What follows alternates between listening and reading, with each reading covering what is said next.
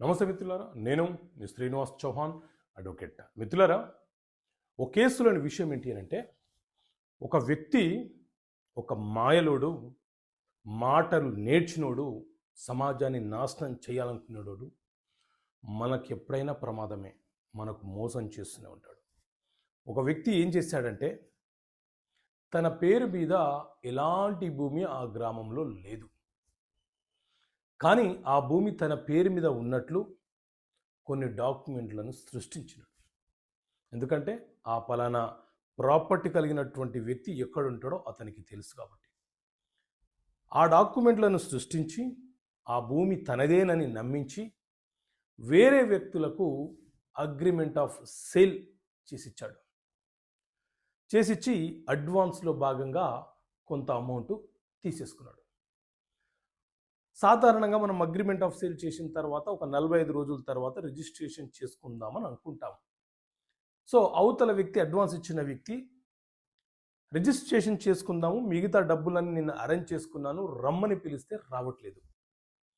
ఒకటోసారి, రెండోసారి, మూడోసారి ఎన్ని ప్రయత్నాలు చేసినా కూడా అతను రావట్లేదు.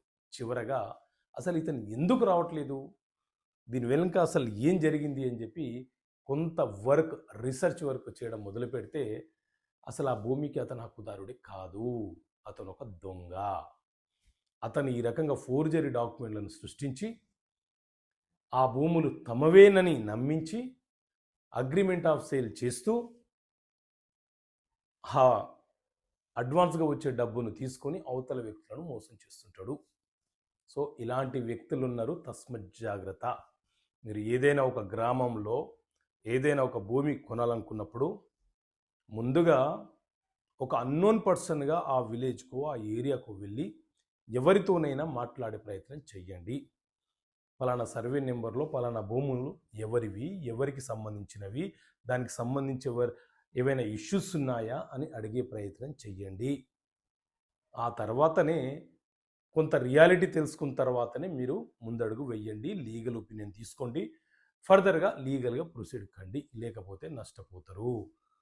సో ఇలాంటి వ్యక్తులు మీకు మోసం చేస్తే ముందు వాళ్ళ మీద క్రిమినల్ కేసును నమోదు చేయించండి, ఎఫ్ఐఆర్ రిజిస్టర్ చేయించండి.